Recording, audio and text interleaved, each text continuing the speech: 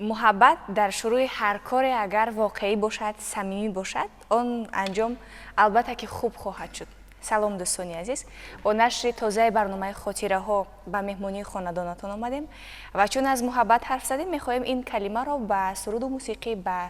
شعر و ترانه و آهنگ های بسیار ماندگار ربط بدهیم، چون همین سرودها، همین ترانه هایی که در برنامه خاطره ها همیشه صدا میدهد از محبتی واقعی، از صمیمیتی، محبتی بزرگان صنعت نسبت کارش و نسبت کسب و پیشه‌شان درک می‌دهد و این نوبت در برنامه خاطره ها حضور دارند ظاهرشاه حیدرов، آموزگار کنسرواتوری ملی تاجیکستان به نام استاد طلبخوجا ستارов و همزمان شریفов بختاور، آموزگار دانشکده دولتی صنعت و فرهنگ تاجیکستان به نام استاد میرزا ترسونزاده. خوش آمدید به برنامه ما. سلامت باشید. برای شما تشکر زیاد میگویم که هر وقت ما را به این برنامه بسیار دیدنی و زیبا دعوت میکنید و ما باز هم کوشش میکنیم، باز هم مسئولیت احساس میکنیم که در این برنامه با سرودهایی که امروز ماندگار است و امروز یادی از این استادان میکنیم آماده می نماییم و برای دوستداران و مخلصان موسیقی کلاسیکی و مخصوص برنامه خاطره ها می رسانیم. بله، باور کنید ما نیز مشتاق صحبت کردن همراه شما میشویم، چون معلومات های بسیار خوب از صحبت هایتان میگیریم و آهنگی که در آغاز برنامه صدا داد، گردونی بزرگ، در شمار آهنگ های بسیار ماندگار و بسیار خوب و پرمضمون و با قوت هست. بله،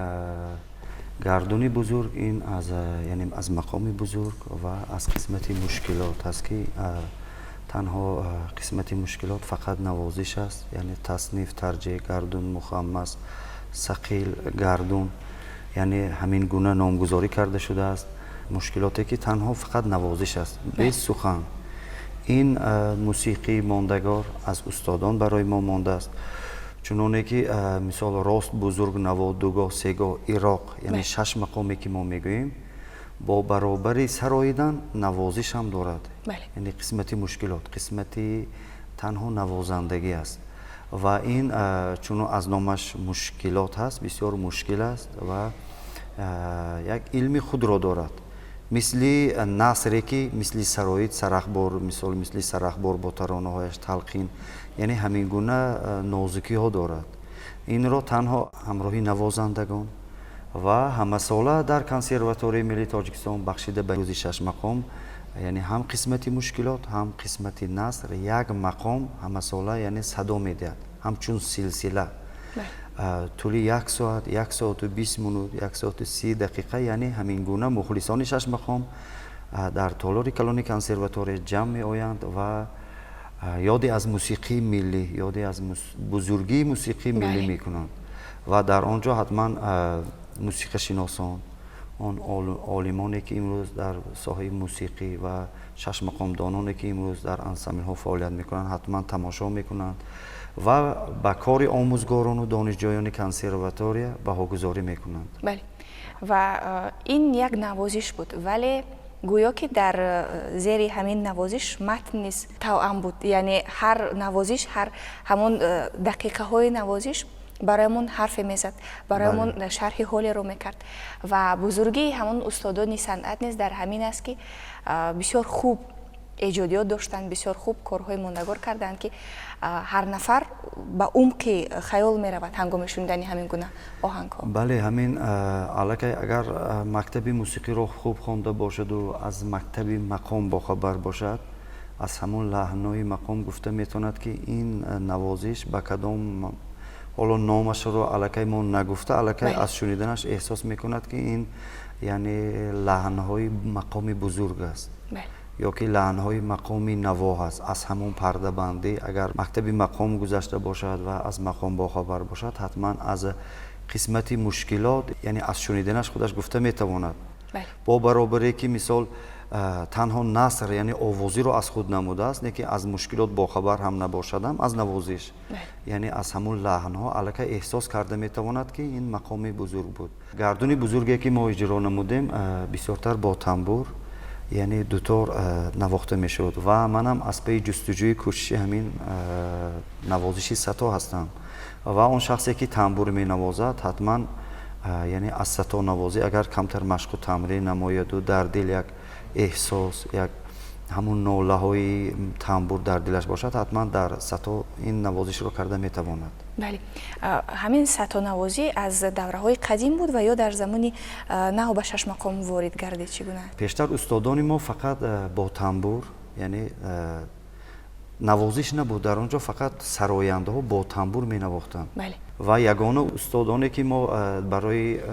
در 6 مقام در قسمتی نوازش انقلاب نمودند استاد فضل‌الدین شهابوف که همین مشکلات رو به طور نوازش با مکتب تنبور نوازی خود همین چیزها رو نواختند و یک نفر دیگر از جمهوری ازبکستان بسیار تنبور نوازی ممتاز ترغون علیمتوف که همین تنبور نوازی رو همچون نوازش برای مردم نشان دادند. این دو استادان در موسیقی یک انقلابی کردند، تنها یک قالب‌شکنی کردند، چون که بیشتر سراینده ها با تنبور فقط نواخته می سراییدند، یکی در اینجا با مرور زمان این قالب‌شکنی شده گذشت و این ستا نوازی را خود ترغون علیمتوف احیا نمودند. همون تنبور نوازی جمهوری ازبکستان بسیار خوب هم هستند و بسیار استاد بزرگ هستند. همین تنبور رو یعنی با کمانچه می نواختند و آهسته آهسته همین تکمیل یافت با مرور زمان، چنانه که هر یک دور به خود یک پیشروی دارد و یک انکشاف دارد. با مرور همین زمان یعنی تنبور رو کاسش رو کلانتر کردند، یعنی دستش رو کاسش رو کلانتر کرده با کمانچه می نواخته کردند. یعنی ما ستا رو هم با کمانچه استفاده برده می توانیم، هم با ناخون مثل تنبور یعنی برای سراییدن. و در واقع همون یک ترانه بسیار خوب و ماندگار از استاد شاهنظر صایبوف است که حالا این آهنگ را از شما درخواست داریم تا اجرا داشته باشید. سلامت باشید. بسیار آهنگی دلچسب و آهنگی مشهور استاد شاهنظر صایبوف که ягона устодоне ки барои шашмақоми тоҷик бисёр хизматҳои шоён карданд. 3 нафар асосгузороне ки барои мусиқии миллӣ бисёр хизмат карданд, яъне Бобухул Файзуллоев, Шоҳназар Соҳибов, Фазлиддин Шаҳобов. яъне 3 нафари ино ҳамеша дар забони шашмақомдону шашмақомхонон ҳамеша гирд мезанад ва ёде аз ин устодон мекунем. бо баробари инош аз шашмақом хондан аз худ асарҳое эҷод намуданд то насли наврас ин сурудҳоро замзама намояд ва барои насли оянда бисёр асарҳои хуб эҷод намуда барои мо гузоштанд ки то аз ин асарҳо бояд мо истифода барем. ин суруд дар ҳаваси рӯи ту ғазал аз ҳилолӣ барои дӯстдорони хотиро пешниҳод намуда бошад.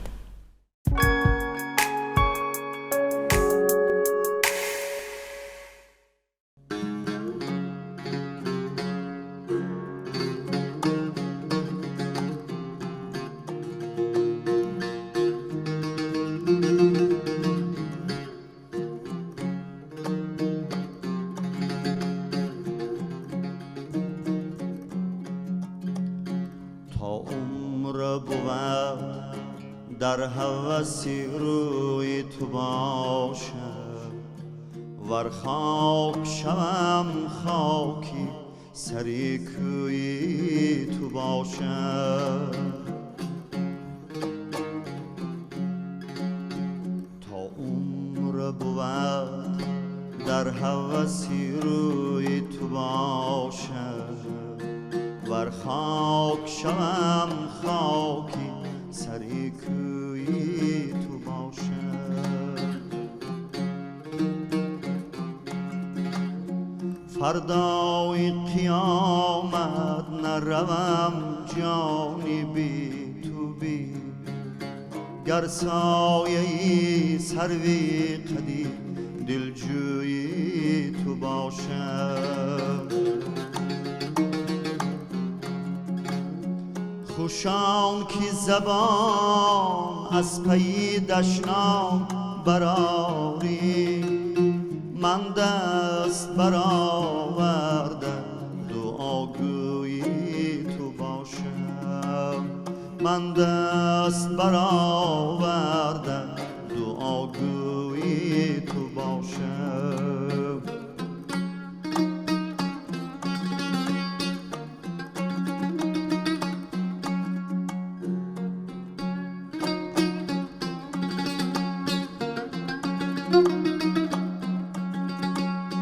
پهلوی تو پیوسته نشینن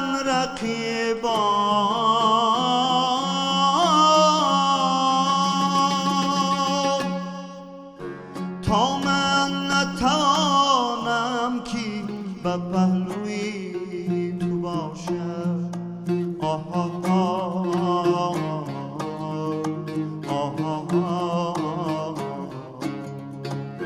تا من نتوانم که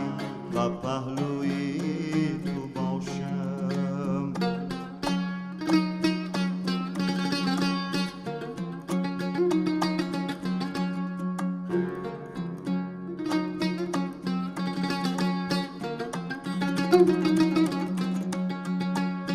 ای شاخی گلی تازه منم بلبلی این باغ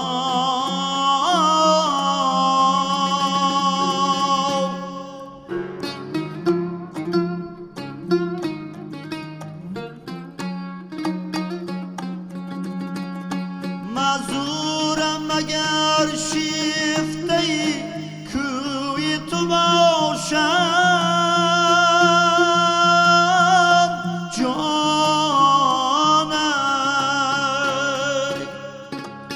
روزی که فلک خوان مرا نام هلالی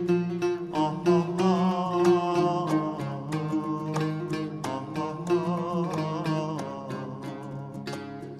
بخواستی من مایلی ابروی تو باشم جان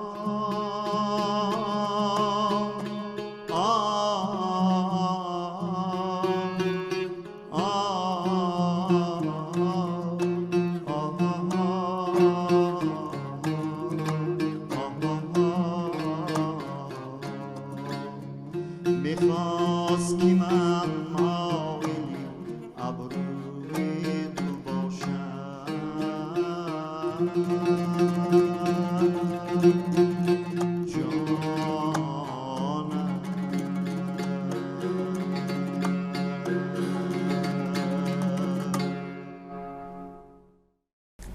بسیار زیاد. سلام علیکم. اجرای بسیار خوب، صداتون خسته نباشد و شاهنظر صایبوف که یکی از اساسگذاران موسیقی سنتی تاجیک است، با کارهای ماندگارش اسمش در خاطره ها ثبت است تا هنوز و استفاده میکنند از ایجادیات آن کس تا امروز تکمیل میدهند کارهایش رو و طرفدارانش زیاد است. استاد سال 1903 در شهر بخارا در عائله دهقان به دنیا آمدند و در همون مکتب موسیقی تحصیل می آموزند و پس از آن در خودی همون مکتب فعالیت می کنند بعد ختم مکتب و بعد از آن به کنسرواتوری یعنی مسکو داخل می شوند به هیئت همچون کمپوزیتور آهنگساز در آنجا تحصیل می نمایند و بعد ختم یعنی کنسرواتوری مسکو می آیند به سمرقند و در آنجا کار و فعالیت می کنند در فیلارمونیا و بعد از آن دعوت می شوند به تاجیکستان به فیلارمونی دولت تاجیکستان همچون راهبری موسیقی و راهبری بدیعی و دعوتی آن کس خود استاد باباجان غفوروف و صدرالدین عینی دعوت می کنند و یعنی آگاهی پیدا می کنند که این استاد یعنی از شش مقام باخبر هستند و باید هر چیز زودتر همین شش مقام رو باید به نوته گرفت. بله. و این استادان 3 نفر استادان را دعوت می نمایند، بابا قل فیض‌الله، شاهنظر صایبوف، فضل‌الدین شاگوف را دعوت می نمایند. شاهنظر صایبوف که در کنسرواتوری مسکو تحصیل نموده بودند یعنی از نوته چینی موسیقی باخبر بودند و استاد خودی از حاجی عبدالعزیز رسولوف هم درس گرفتگی هستند و یکی از شاگردان استاد حاجی عبدالعزیز رسولوف هم هستند. کار و فعالیت خود را در فیلارمونی یک مدت دوام میدهند و بعد از آن به خانه رادیو دعوت می شوند و در آنجا انسامبل شش مقام فعالیت میکنند و استاد در آنجا به حیث همچون استاد و سلیست این انسامبل فعالیت میکنند. چند سرودها را ایجاد می نمایند با برابری که استاد مثال سرودهای کلاسیکی دانستن و ایجاد نمودن، باز از آهنگ‌های کمپوزیتوری و آهنگ‌های برای سراینده های اکادمی یعنی وکل اثرهای ایجاد نمودن. در حقیقت بزرگی استاد را جوانان و اون مسئولانی که امروز در موسیقی ملی هستند امروز کوشش کرده سودند که روی صحنه بیارند و همیشه یادی از استاد کنند، خدمت های استاد رو یعنی در همون صحنه ها گفته گذشته ایستادند. در حقیقت استادان شش مقام و مخصوصا استاد شاهنظر صایبوف بسیار خدمت های شایان کردند و در طرز سراییدن یک مکتب خاص خود را داشتند و آن سخنی که می گفتند، آن کلمه‌ای که میگفتند حتما به شنونده میرسید. در شش مقام بسیار همین گونه یعنی سخن شکنی احساس می شود، لیکن استاد شاهنظر صایبوف با تکیه به سخن و یک مکتب خاصی سرایندگی خود را داشتند. واقعا استاد یک مقصد معین، یک مقصد بزرگی را در پیش خود گذاشتند. از اطلاعاتی که داریم و از آنی که شما نقل کردید با تلاش و کوشش های زیاد به مقصد خود رسیدند و تا امروز همین است که کارشون قدر می شود. و در انجام برنامه یک آهنگ دیگر داریم که تکمیل یافته است ولی ایجادیاتی استاد شاهنظر صایبوف است. بله، سلامناکی بسیار یک شعری معمول است و بسیارتر این سرود را در انسامبل ها یعنی گروهی می سراییدند با همراهی نوازندگان یعنی نوازندگان می سراییدند و من خواستم امروز این سرود را با تنبور دوتار برای مخلصان پیشنهاد نموده باشم و این اثر را من آماده نموده برای 120 سالگی که در کنسرواتوری جشن گرفتیم برای دوستداران و مخلصان خود استاد شاهنظر صایبوف پیشنهاد نموده بودم و میخواهم که بار دیگر در این برنامه صدا داده باشد. مرحمت.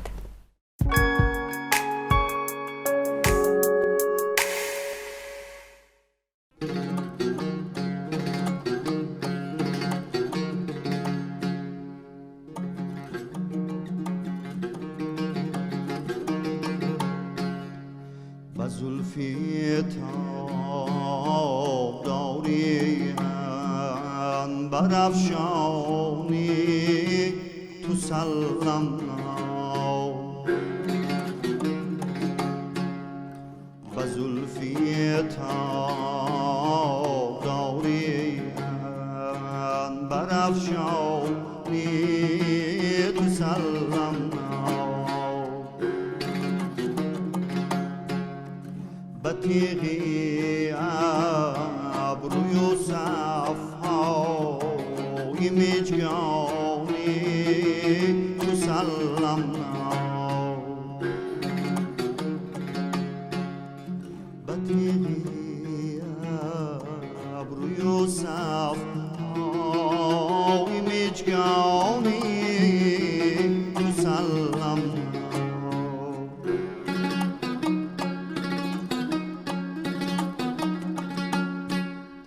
با چشمی مستی مهرنگیزی فتانی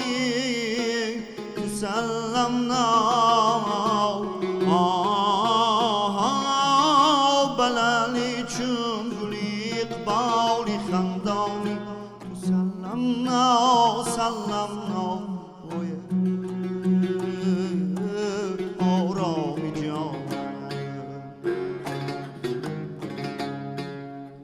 بلالی چون گلی اقبالی خندانی تو سلم ناو فقط دیل ربایو نازی جولانی تو سلم ناو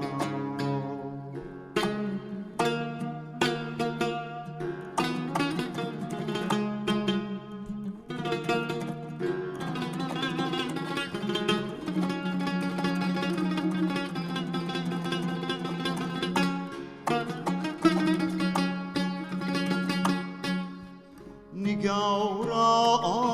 آرزو دارم که دایم در امان باشی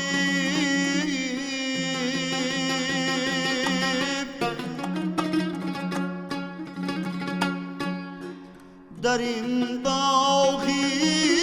سعادت چون نهالی خزان باشی یاری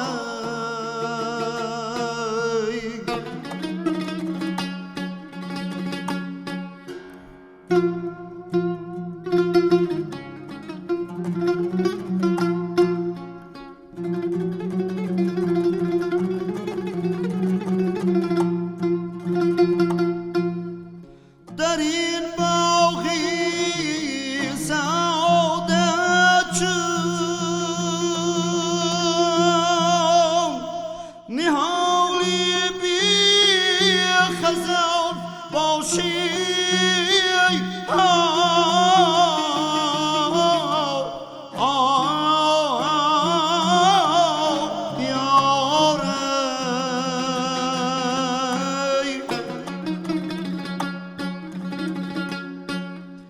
بخوشنامی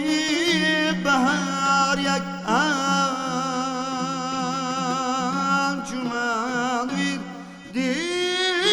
سبب باشی یاری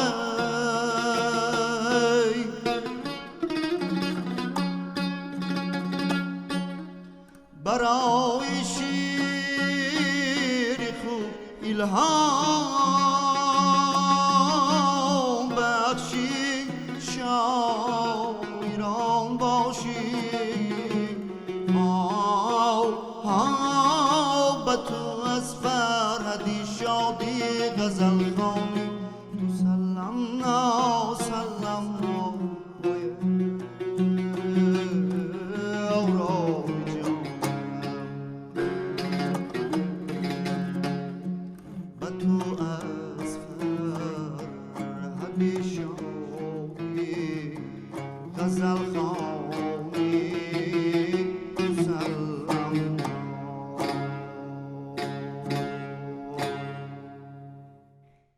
ҳамеша дар зиндагӣ моро муҳаббат комилтар мекунад. аз ин рӯ мо бароятон дар фарҷоми барномаи хотираҳо муҳаббати зиёд таманно мекунем ва мегӯем ки ин барнома низ бо ҳамин гуна эҳсоси гуворо таҳия гардида тақдими қалбҳои меҳрубони шумо гардид. Ва имрӯз барои ёдоварӣ бояд гуфта бошем ки дар барнома ҳамроҳи мо буданд Зояшоҳ Ҳайдаров ва Бахтовар Шарипов,